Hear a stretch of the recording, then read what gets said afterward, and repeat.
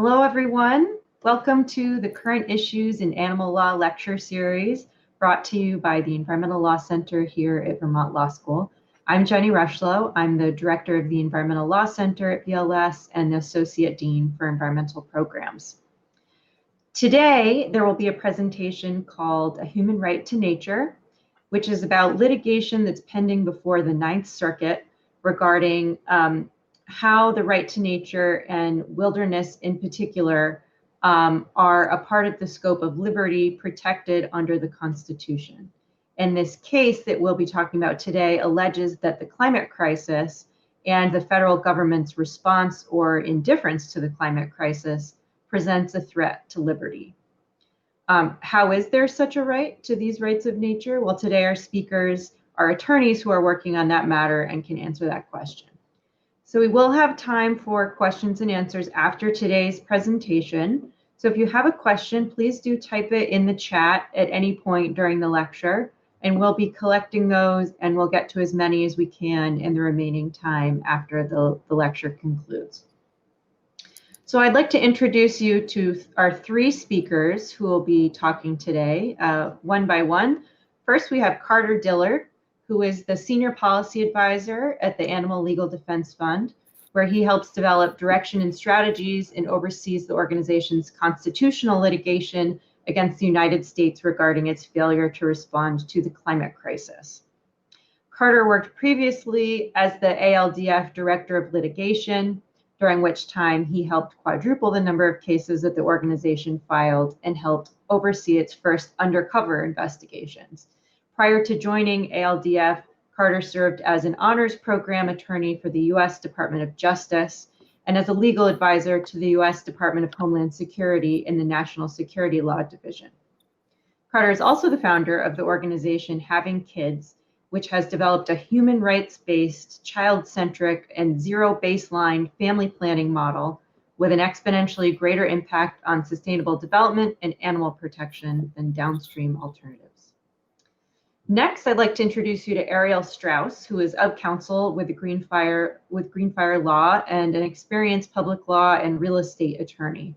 Ariel represents community groups and individuals in connection with land use entitlements, California Public Utility Commission regulatory proceedings, and local wireless facility siting and policy issues. Ariel previously assisted owners, operators, and lenders in navigating HUD regulations and close to over $400 million in affordable elderly Section 8 and multifamily real estate transactions. Finally, we have Jessica Blome, who is a senior associate with Greenfire Law, where she represents public interest clients in environmental and animal welfare litigation. She started her practice in environmental law as an assistant attorney general with the Missouri Attorney General's office. She served as counsel to the Missouri Natural Resources Trustee, where she led negotiations on behalf of Missouri for multi-million-dollar restoration projects on public lands contaminated by heavy metals mining. So with that, please join me in welcoming our speakers, and I'll let you all take it away. Great. Thank you so much, Jenny, for having us and for covering this important litigation. I don't think it really requires even saying that the climate crisis is the existential threat that I think environmentalists had been fearing for a long time. And I think it was probably a shock to most thinking people when our government failed to respond to the crisis in a rapid and effective manner. And in fact, in many ways, has continued to play a role in exacerbating the crisis. I think politically, it's obvious that some role in the Paris Accords and additional domestic changes in policy and practice are our best chance. But that doesn't answer the fundamental question of how our country came to contribute to an environmental process of environmental degradation that threatens the well-being of its citizens? How did the country become a threat to itself? That is the constitutional question. How we positioned ourselves relative to our government and to each other to become a threat. And a threat, when we first started this litigation, a lot of the focus was on future generations. But interestingly, over 8 years, the climate crisis has accelerated to the point that we've become a threat not just to future generations, but it's manifesting now in ways that is having a huge impact on public health, security, well-being, impacts that are easily measured in the hundreds of billions of dollars. And those figures are coming out now. So we sought, as a team of litigators, many of whom came from an animal rights background, we sought to answer that question. We're supportive of policies that will create the change we need, but we do want to answer this question: how is it that our constitutional structure allowed this threat to arise and manifest? And our approach was unique, I would say. The Constitution, when we consider rights under the Constitution, I think we all know that there is a right to be let alone, developed in case law over decades, that protects a laundry list of things we're familiar with. It could be privacy in one's home, privacy in one's communications. It could be personal bodily autonomy and use of contraceptives. It could be personal bodily autonomy and the right to terminate one's pregnancy. It could be engaging in acts within one's home that are protected within the scope of liberty. All of these cases, this laundry list of ideas, all refers to a notion of personal autonomy that I think is best summed up by the Supreme Court's reference to a right to be let alone. And this right, as I said, has appeared in lots of different contexts and really overlaps with the behaviors that I've listed to create, in essence, a sphere of autonomy, privacy, liberty, things that are not fixed to a textual reference in the Constitution, but are clearly established in decades of case law. And our question, setting out to file this case, was how could something like a climate crisis that literally crashes into everybody's personal experience and creates, in essence, an existential threat, how could that not be a violation of the right to be let alone? How could our Constitution protect something like being left alone in one's home, free from the interference of government, but not protect from the government's exacerbation of a threat and certainly failure to deal with the threat that would mean a rise in temperatures so that living in one's home at some point is impossible? There was a major disconnect in our thinking between the Constitution's promise to protect personal liberty and government's failure to respond to the climate crisis and its acts to exacerbate it. And so our solution in the litigation was pretty simple. The Constitution does protect a right to be let alone. Congress defined the right to be let alone in no uncertain terms in the Wilderness Act by its reference to solitude, in essence referring to a spectrum of personal autonomy, where we went from a wilderness standard of being let alone on a spectrum of influence by others to the more traditional spheres of personal autonomy that we're familiar with, like privacy in one's home or personal autonomy over one's body and sexual decision making. And that spectrum better captures the idea of human freedom that the Constitution was meant to protect, and that the government's failure to respond to the crisis violated those rights. So in essence, the case makes a simple claim. The right to be let alone means exactly what you think it means, which is the right to be truly let alone. That best manifests in wilderness spaces. Our plaintiffs are a variety of individuals and organizations that have constitutionally protected interests that are being impinged upon by the climate crisis and the government's actions and inactions. And that is a judicially redressable situation that is really, while it is an addition to what we would consider a list of applications of privacy, it's no different than other constitutional cases that protected privacy, except it deals with subject matter that is of the gravest importance to the country, and in fact, what appears to be an existential threat. So protecting this form of privacy is, I would think, the most important application of the concept to date. And Jessica and Ariel are kind enough to get into some of the details of the case, but I think a lot of people ask, well, what is the upshot? I mean, what would this mean for federal policy? How would it change?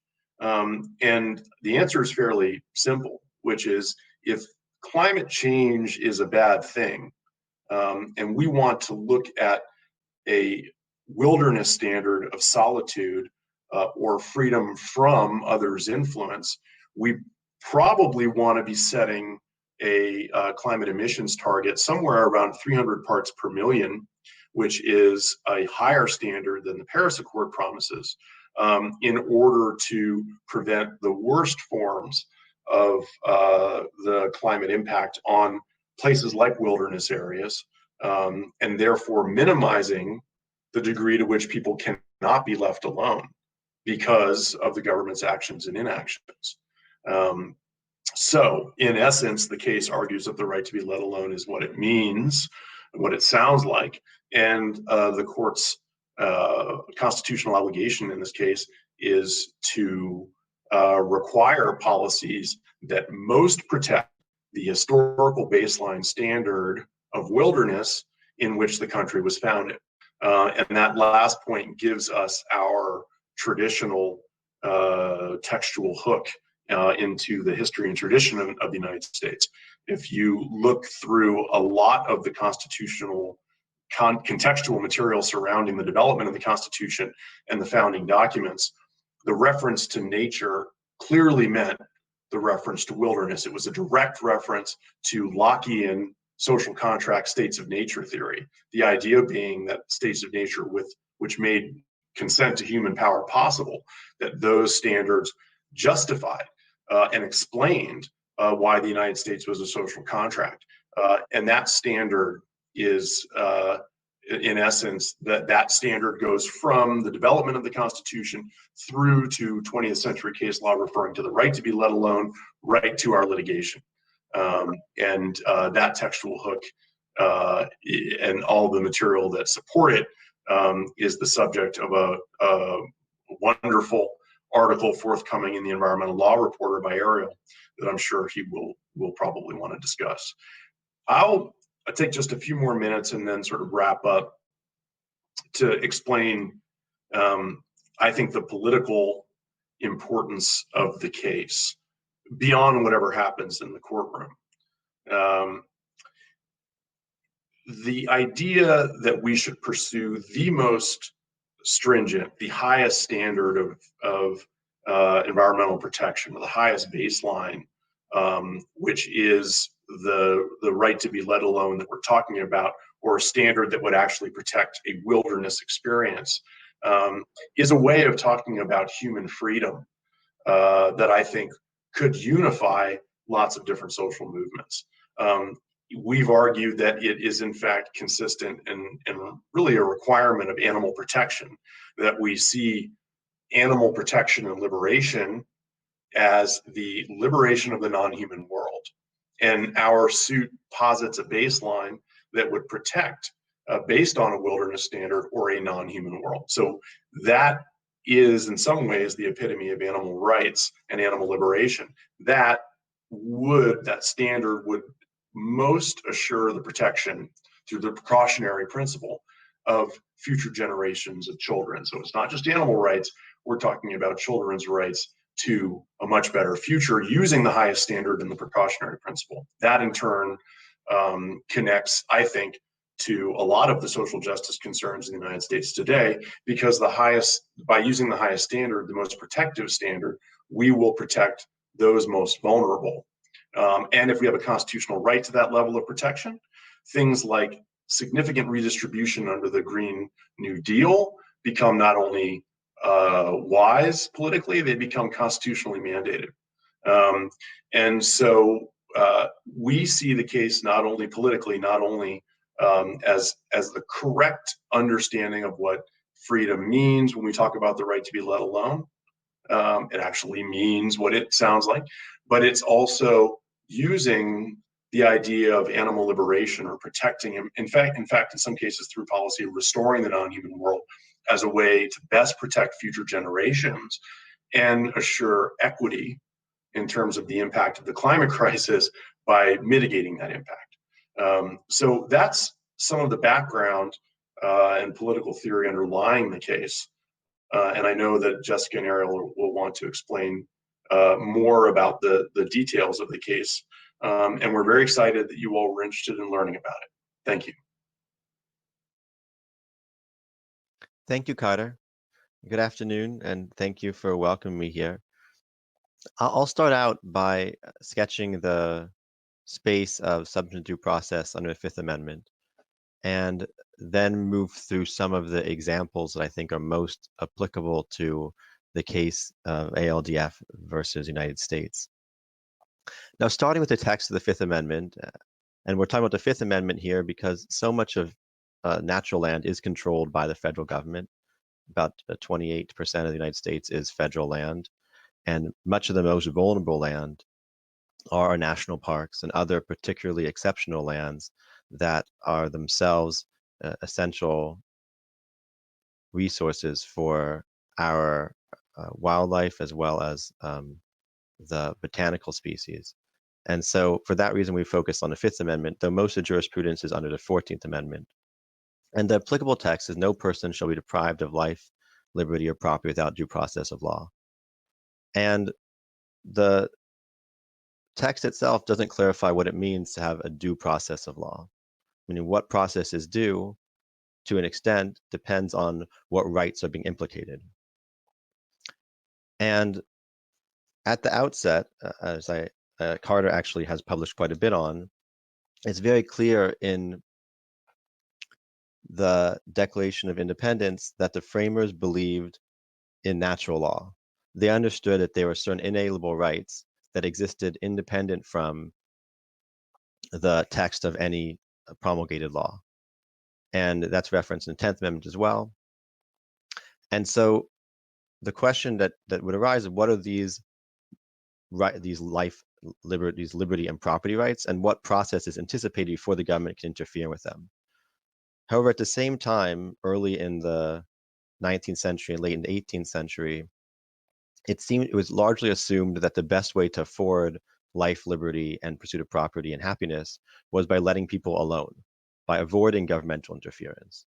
And only later, in the late 19th century, with the development of greater industrialization, socialism, major labor movements, industrial unrest, was there additional movements to recognize more affirmative and positive rights to education, rights to healthcare, rights to social welfare.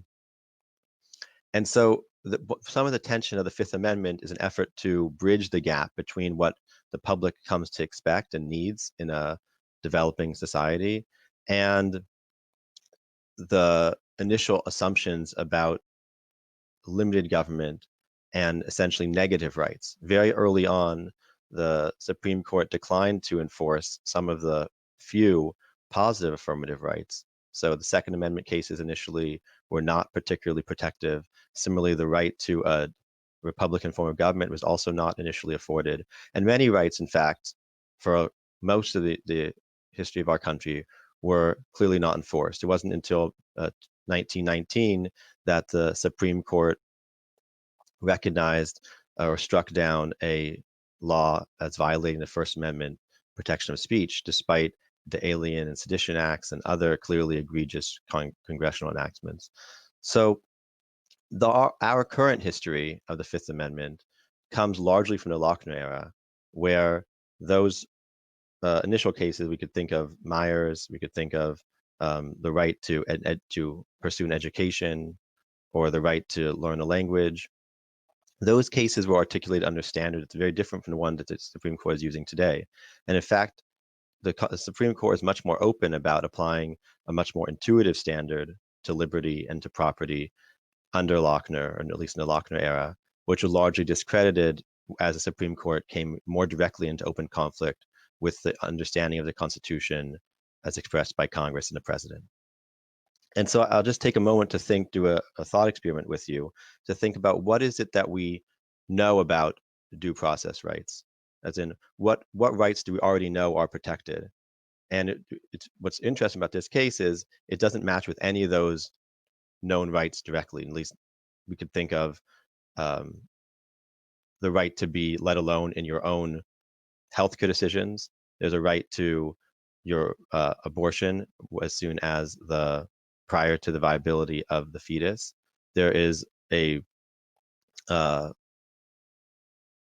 right to same-sex marriage, a right to own a handgun, apparently, under McDonald v. Chicago. And so we could think that from that standpoint, it might be somewhat perplexing to approach this in the Fifth Amendment. But taking another tact, thinking, let's say, another, again, more intuitively before getting into some of the clear text and basis in the law, we could think about, do people believe this to be a fundamental right? Is their intuition held widely that the right to the natural environment and to wilderness to a meaningful degree is protected by the Constitution? And in that case, from the standpoint of polling data, for instance, it is one of the most strongest consensus that there is in this country. In 2018, there were 318 million visits to national parks, about 76 million to BLM spaces. And in national polling, there is a very strong consensus that there's an obligation and a desire to maintain these spaces for future generations. And in fact, that's what's reflected in the statements by elected officials at all levels and consistently since the 1860s. And so moving forward to the jurisprudence that we have today under the Fifth Amendment, which is the standard perhaps best articulated in McDonald v. Chicago, that held that the Second Amendment includes a right, or the Second Amendment is essentially incorporated through various formulations that the court was not particularly clear about, but incorporated through the 14th and Fifth Amendments to give a right to hold a handgun in your own home. And they explained, as has been the standard since the 1980s and more clarified in the 1990s, is that a right is fundamental if it is fundamental to our scheme of order liberty or deeply rooted in a nation's history and tradition. Now, thinking about those rights that we know of being protected, and we think about how deeply rooted those are in our history and tradition, it turns out that many of them are not clearly deeply rooted at all, at least not in the way that they're formulated by the courts or the litigants. So for instance, the right to same-sex marriage was not recognized by any state until very recently, clearly not in the 19th century. The right to an abortion, while available, or at least abortion was available, I don't think it was considered by any state to be a right until approximately 60 years ago. And similarly, going down the line for the other personal liberty rights, they were not rights, at least recognized in law, until this century. So if we think about a right to access the natural spaces and the wildernesses as it exists today, that right was already beginning to be recognized, at least protected, as soon as it became under the most serious threat. So referring back to what Carter mentioned with the Lockean history, With the arrival of the colonists in the United States, or now the United States, there is immediately a recognition of the need to set apart space for expansion and also for the exit from society. That space was recognized in most state constitutions, or many state constitutions, as the right to form a separate colony or community outside the bounds, the western bounds of those colonies. And so while the westward expansion into Indian territory and the removal of the native peoples and the exploitation of their lands meant that those lands came under federal control and eventually under state control, eliminating much of the original expression of that Lockean expectation, the federal government turned at that point in the 1860s and 1864 initially to set apart lands as national parks and later as national forests. And in those spaces, it has been recognized that there is a heightened liberty interest. However, more than the heightened liberty interest in those spaces, there's a recognition of a responsibility to future generations to provide that amenity for them, for their enjoyment, for their use.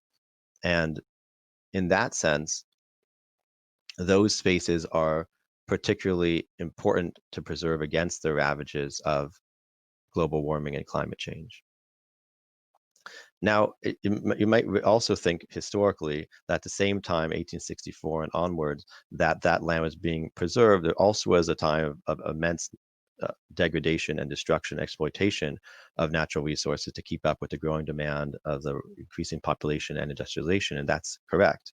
But often it's the case, as was pointed out in McDonald and the other Second Amendment cases, that often until a resource or a right is at risk, it is not formally protected. And there was essentially no need to protect the natural spaces of particularly the Western expanse until they became under human domination through the train and through the expansion of federal US authority into California and the rest of the Western states. And so the language of these enactments establishing these national parks and national forests are particularly telling because primarily, or practically all of them, in fact, use the language of, let me just find the text here.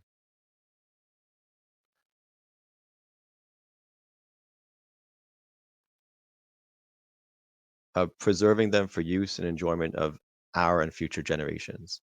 We can look to dozens of enactments, almost all the organic acts, and they include this same fundamental language.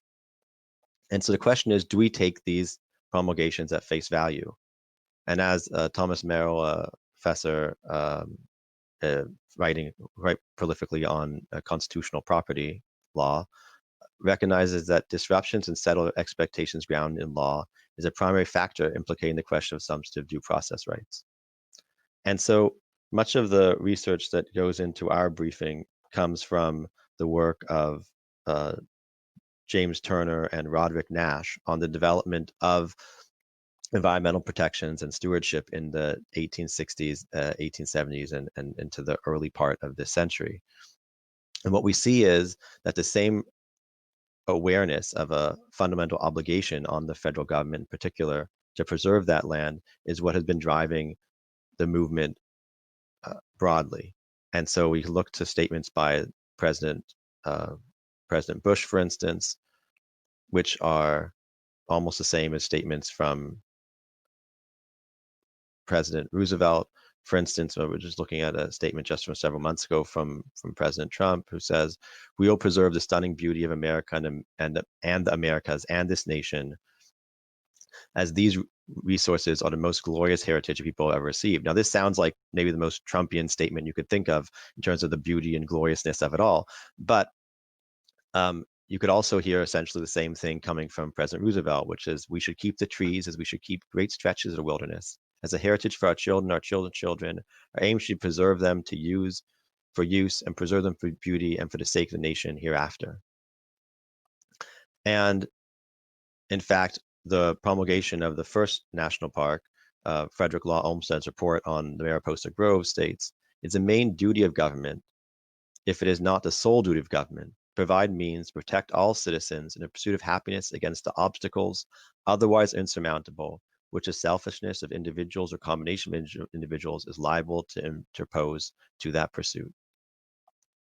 And so what we're seeing here is a clear expression of federal intent at all levels of government, in the agencies, by the president, by Congress, that there is a fundamental duty on the government to protect this heritage for future generations. And they have done that by setting apart national parks, under the Wilderness Act as well, and national forests, wild and scenic rivers.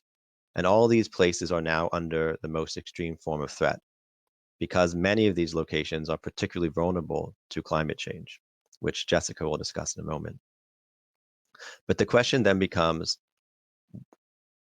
given that they are have been set aside as a heritage for future generations, what process is due before the federal government can take them away? Meaning, is it appropriate to treat them as conventional property of the federal government? Can the federal government have any simple rational basis for destroying this property?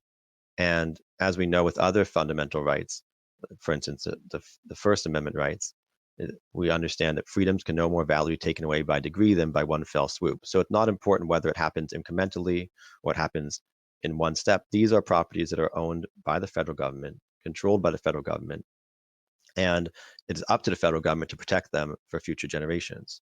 And so the process that is due is one that must take into consideration the rights of these future generations to access these wonderful spaces against the countervailing interests that the federal government may have in exploiting them, in allowing extraction, allowing animal husbandry, allowing additional grazing, or actions they may take off of federal land.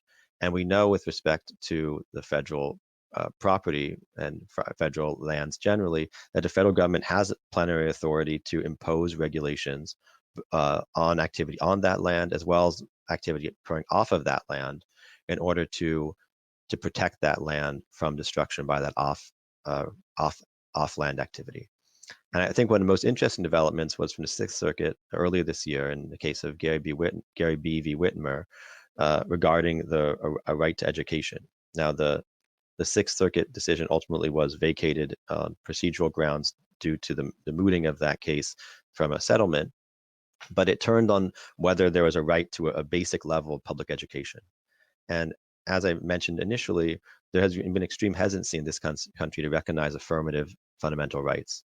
And so the education cases have been largely focused on in the area of equal protection rather than due process, meaning whether certain individuals could be excluded from education, such as the children of undocumented immigrants, rather than whether there's a right to that education. And so in the case of Gary B. v. Whitmer, the holding of the court was drawing largely on Brown v. Board of Education, holding that the state has come to effectively occupy the field in public education, and so is the only practical source of learning for the vast majority of students, which I think is an extremely apt way of understanding the right to wilderness as well. That land is owned by the federal government. The ability to access it by people who are not given rights to it by the federal government are practically non-existent. And our ability to protect it, meaning our ability to enforce regulations against polluters, to restrict the extraction of petrochemicals, to control how that land is managed, to maintain its vitality, those are not abilities that fall within the public domain. They're explicitly and exclusively the responsibility of Congress. And for that reason, it's up to Congress to protect it. So I want to turn it now over to Jessica, who will discuss some more of the remedy side of it and the facts of ALDF of the United States. And I look forward to answering your questions.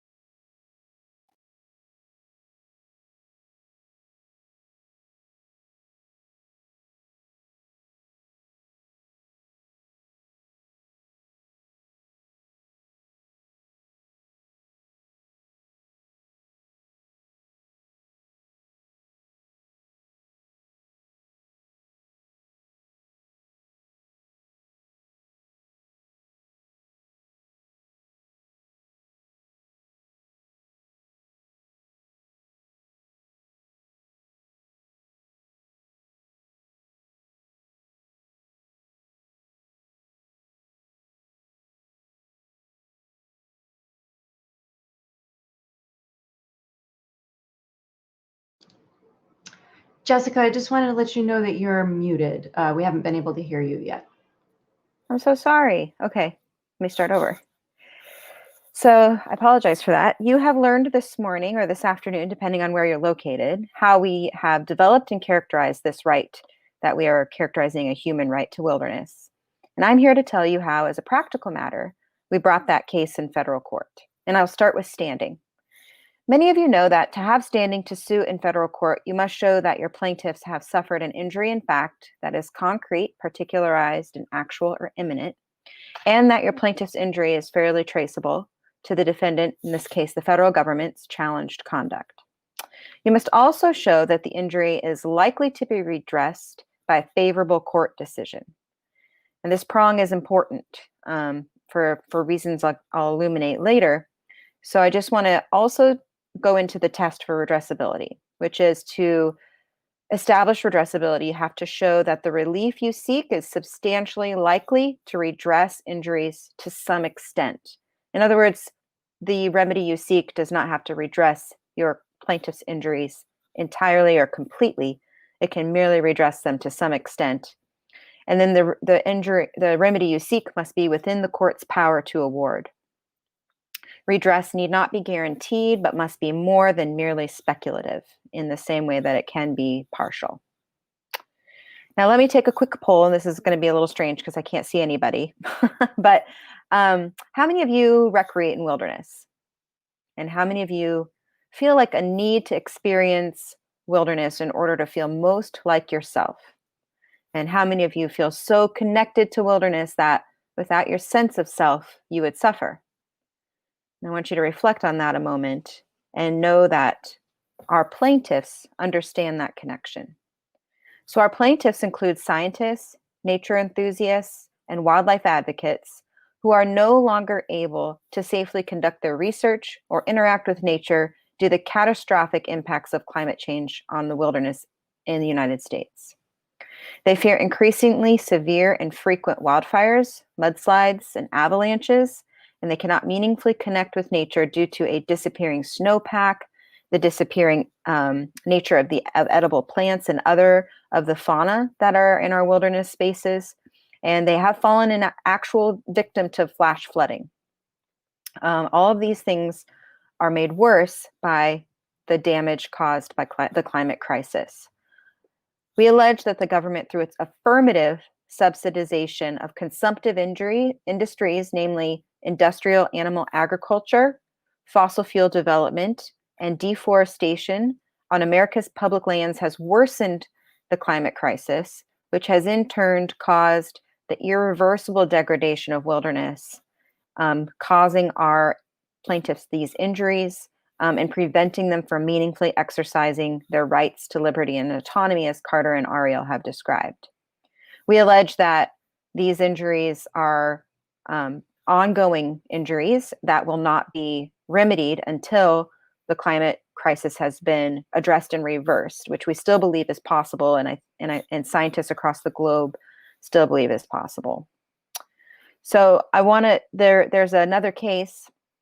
Well, first, let me tell you, who did we sue? We sued the United States through the Department of Interior, the Department of Agriculture, the U.S. Environmental Protection Agency, and the Department of Defense. That's because those agencies together either control the federal lands in this country or are responsible for regulating resource extraction from those lands.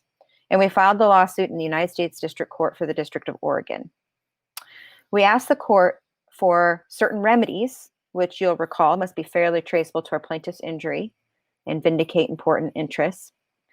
We asked for declaratory relief that plaintiffs and their members have a fundamental right to privacy and autonomy, and the right to be let alone, free from human interference in wilderness is a necessary precondition to exercising that right. We asked that the court prohibit the use of federal lands for animal agriculture. We asked that the court ban the logging of old growth forests on federal land, which are largely regarded as the primary defense against climate change because of their role in sequestering carbon. And we asked for the court to ban fossil fuel extraction, development, and subsidization of any fossil fuels from or on federal lands. We also asked the government, in line with what Carter discussed earlier regarding family planning to direct the federal government to consider impacts to wilderness, to the impact of family planning on wilderness in its decision-making related to family planning policies. And finally, we ask the court to appoint a special master to facilitate the designation of wilderness areas under the Wilderness Act due to the extreme backlog of wilderness proposals submitted by the land agencies responsible for that management and Congress's failure to act on those proposals. So because we're in Vermont, among fellow activists and allies, many of you have likely heard of the youth's case against the federal government. It too was filed in the United States District Court for the District of Oregon. It too alleges that the federal government has impermissibly infringed upon the youth plaintiff's constitutional right to liberty. However, the youth case, styled Juliana versus United States, differs from our case in several important respects. First, the youth allege a violation of their 14th Amendment right to equal protection under the law, and we do not include a 14th Amendment allegation in our case. Second, the youth argue that the federal government, through its affirmative actions to subsidize fossil fuels, has violated a due process right to a livable future, which is protected by a sustainable atmosphere. And our case focuses on intact wilderness and ecosystems. And third, the youth argue that the government failed to protect the atmosphere as a resource held in public trust by the federal government for the benefit of all Americans. Finally, as a remedy, the youth ask for a structural injunction requiring the federal government to develop a national remedial plan to reduce greenhouse gases in the atmosphere to a sustainable amount that would be determined at trial. And our case asks for more, as Carter indicated. We allege that the federal government has failed to protect wilderness, not just the atmosphere.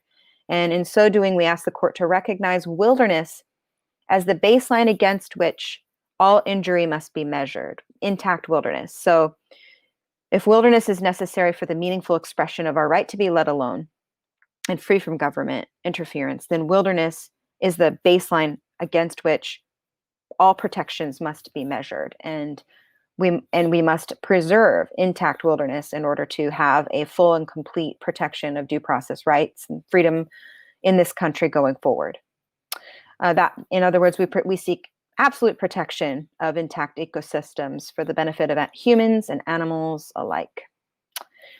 So for three reasons, the district court disagreed with us and made a few rulings. We filed this case in October of 2018 and learned about a year later that we had lost. The government filed a motion to dismiss, arguing we didn't have standing, that the political question doctrine precluded the court from interfering with what the federal government regards as a policy decision, and that there is no right to wilderness as a substantive matter because there's no right to a certain environment. And the district court dismissed our case on all three of those grounds. However, I mentioned the Juliana case importantly because in the Juliana plaintiffs had better luck. They fared better with their judge. The Juliana court, for example, agreed that the plaintiffs had demonstrated a concrete and particularized injury, whereas our court ruled that no plaintiff could possibly demonstrate a concrete and particularized injury because we all are suffering from climate crisis equally, every citizen of the United States. We think that's completely incorrect and agree with the Juliana court's decision and look forward to vindicating that issue on appeal. And again, I mentioned that the district court found that their political question doctrine precluded the federal government or for the federal courts from interfering in what was largely a federal policy question. Again, the Juliana court had held otherwise explicitly. And so we are hopeful that that issue can be overturned before the Ninth Circuit. And then finally, the court ruled against us on the merits of our case, which is what we really want to push with our appeal. We want the court to reach the merits of the case. Now, on returning to the Juliana case again, that case is on appeal to the Ninth Circuit. The Court of Appeals has issued a ruling dismissing the Juliana case, but the Juliana plaintiffs, we think rightly and excellently, their writing is excellent on this, have asked for en banc review of the Ninth Circuit's opinion. And we are waiting for the Ninth Circuit to decide whether or not it wants to take up the Juliana case as a matter of an en banc review and issue a new opinion vacating the underlying opinion. But there are some really important and helpful things in the Ninth Circuit opinion that I want to point out to you. And the first is that as a factual matter, the panel held that, and I'm quoting directly from the Ninth Circuit case in the Juliana versus the United States, the record left little basis for denying that climate change was occurring at an increasingly rapid pace. Copious expert evidence established that the unprecedented rise in atmospheric carbon dioxide levels stemmed from fossil fuel combustion and will wreak havoc on the Earth's climate if unchecked. The record conclusively established that the federal government has long understood the risks of fossil fuel and increasing carbon dioxide emissions, and the record established that the government's contribution to climate change was not simply a result of inaction, but rather of the government's affirmative acts. That's important, I think, because the Juliana plaintiffs were able to, in their case, they were able to get all the way through summary judgment briefing before they lost, whereas we lost on a motion to dismiss. So their record is just really robust and full of very excellent factual allegations and expert evidence. And so the Ninth Circuit Court of Appeals was sort of faced with this overwhelming evidence and had to recognize that climate change is real. And in part, the crisis is so bad because of the government's fault. The Juliana court, however, ruled that the that structural injunction that I mentioned, the remedy that the Juliana plaintiffs sought, asking for a national remedial plan, violated the redressability prong of Article 3 standing in that the government would not be able to, or the federal court would not be able to order that remedy, essentially conflating the political question doctrine with the third prong of redressability and standing. And again, the Juliana en banc review petition does an excellent job of pointing out that those two issues are distinct and separate, and that declaratory relief alone, which the Juliana plaintiffs ask for and we ask for, is short of a national remedial plan, but would also redress their injuries to some extent. And so we have a lot of hope for that case before the Ninth Circuit. And in fact, we have put our case on pause, waiting for the Ninth Circuit to decide how to move forward and whether they're going to vacate this decision by the three judge panel and take it up as an en banc matter. So for about a year, we've been sort of on hold, waiting for the Ninth Circuit to decide how it's going to handle standing and questions of redressability and political question doctrine in the context of the climate crisis, so that we can move forward without having to try and distinguish ourselves from a case that is really well positioned to do really great things for the climate crisis. So we can build on that case if given the opportunity to argue that the zero baseline model is where we should be in terms of measuring the right of due process violation. And so with that, I'll send it over to Jenny for handling questions. Great, thank you so much to all of you. Such an interesting piece of litigation. So first question, who do you see as the primary opponents of your position in this litigation aside from the federal government?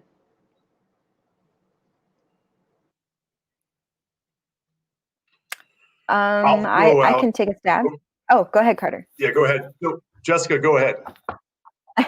I was just going to say, I think industry. I mean, industry has such a vested interest in continuing to extract resources from our federal lands in a way that is not always sustainable and is proving to be catastrophic for the climate crisis.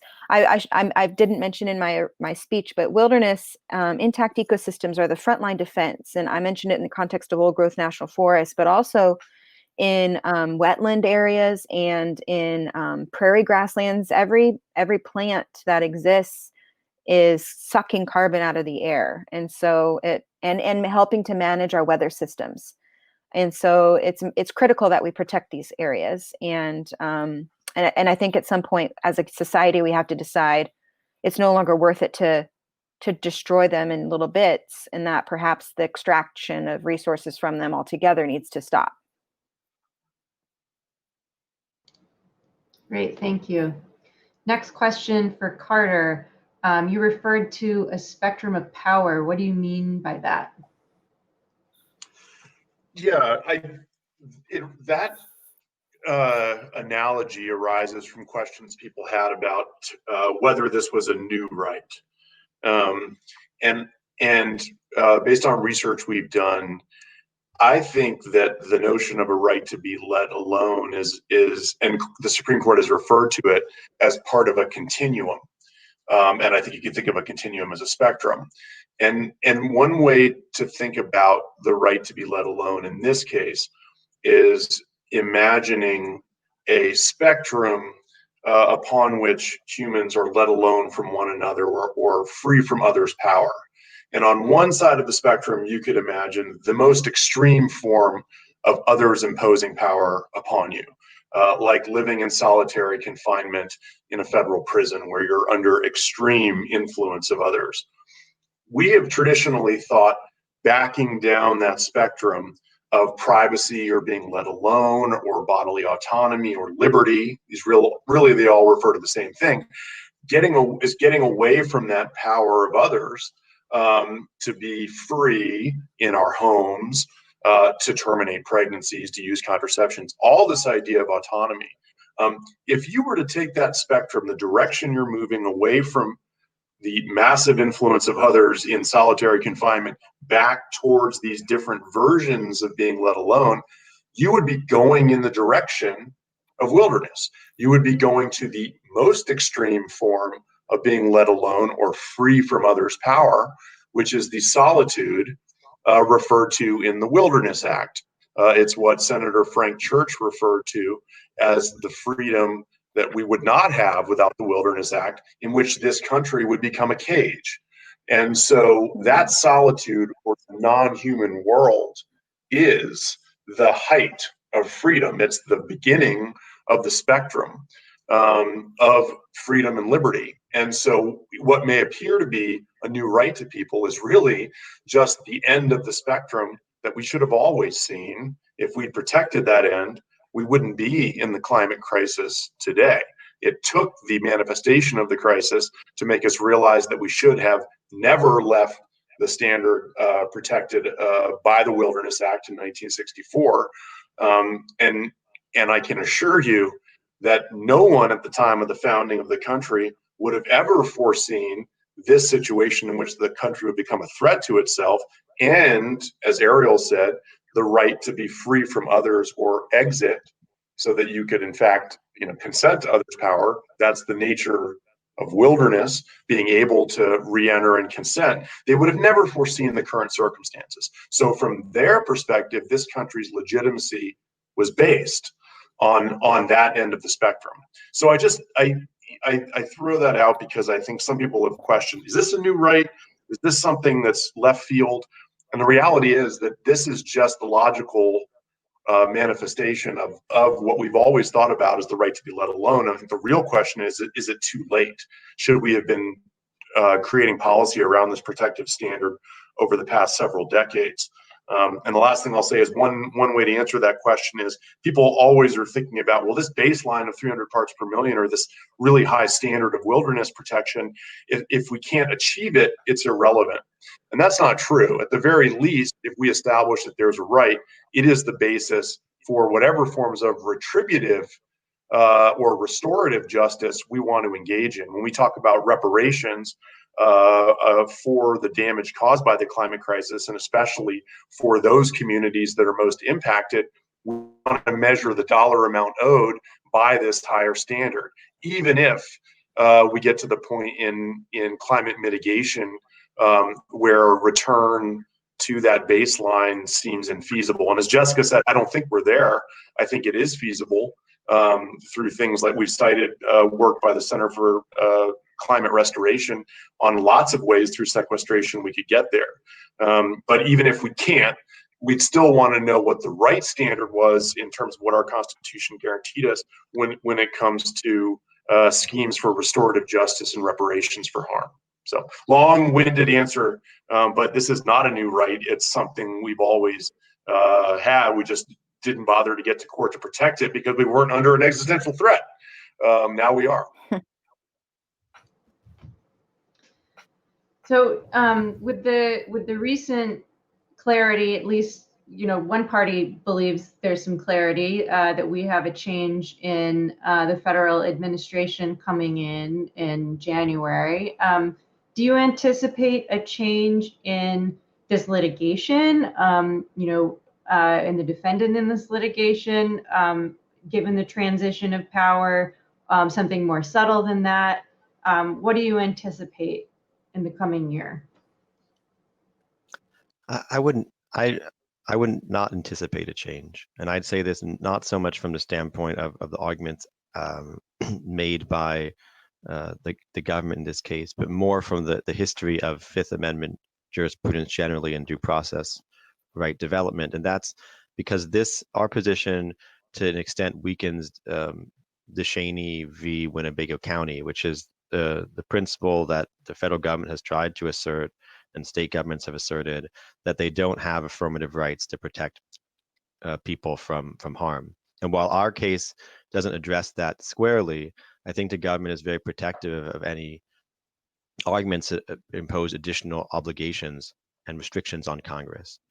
And what's important about our case is we're saying Congress does not have the power, does not have the authority to take away the rights of people in the future that they have protected affirmatively and aggressively for 150 some years, without doing a proper weighing, meaning a due process, a proper process that takes into consideration the significance of those rights, and that those rights are not the same as maybe conventional spending power decisions.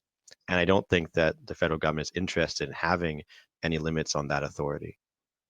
And for that reason, I think regardless of what administration we're facing, I think that the opposition will be there. In addition to the entrenched lobbying interests of the extraction industries and across all parties. But I think from a legal standpoint, I think the federal government's interest in retaining that power is going to be a significant barrier to any cooperation in this case. Jessica, do you have anything to add on that? No, I think that's right. I wouldn't anticipate a change. Well, one last question before we wrap up. So we think of this litigation as being very innovative and kind of on the leading edge of where this field, your field, is going, although in some ways it relies on some rather old legal theories and laws that have been out there for a long time.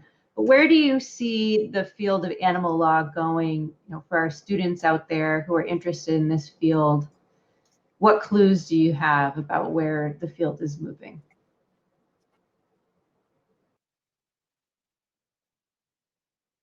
I'll throw out one idea, but I think each of the attorneys might have their own idea. The climate crisis is the greatest threat that I think our species has seen to its future, and it is. I don't think it can be questioned that had we applied a higher standard of environmental protection over the past 100 years, if we had protected our ecosystems as if they were non-human habitat and not simply a human resource, but in fact had to be preserved in order to maintain the autonomy of the non-humans that live there, almost as if we were not going to interfere with their developments, we would not be facing the climate crisis. So one lesson for law students is that in some ways, had we protected non-humans, their habitats, and their autonomy, our species would have been better off because we wouldn't be facing this crisis. And so animal rights and animal protection doesn't have to be a matter of altruism and compassion. It can simply be the reciprocity of respecting other species' autonomy in a system that we all rely upon. And had we done so, we ourselves would have been better. So I urge students not to think of animal rights different from environmentalism, different from human rights, different from social justice rights.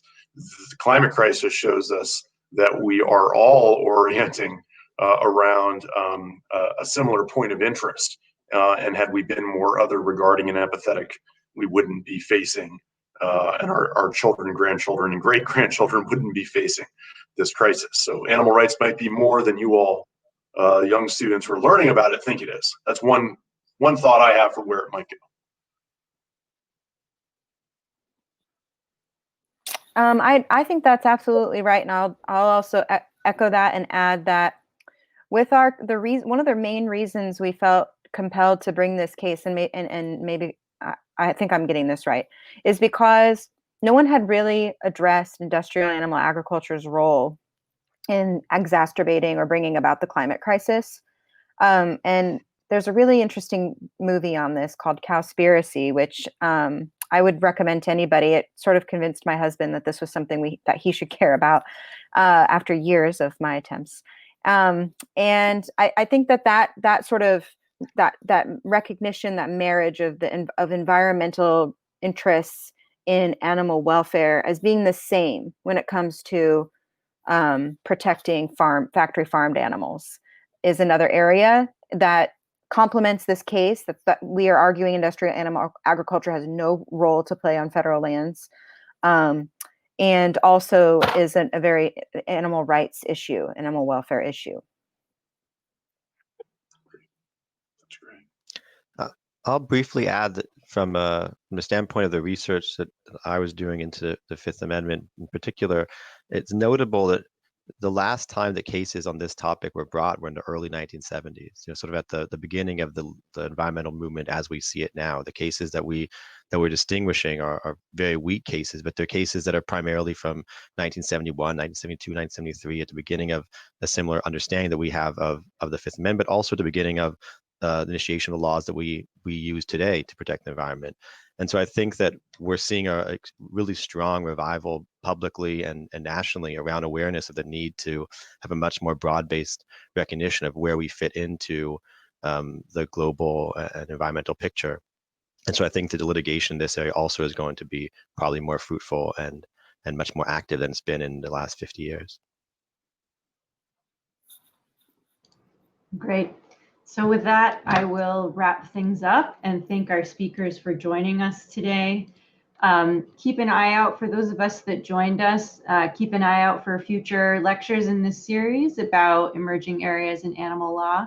And thank you all for attending. We hope we'll get to talk with you again.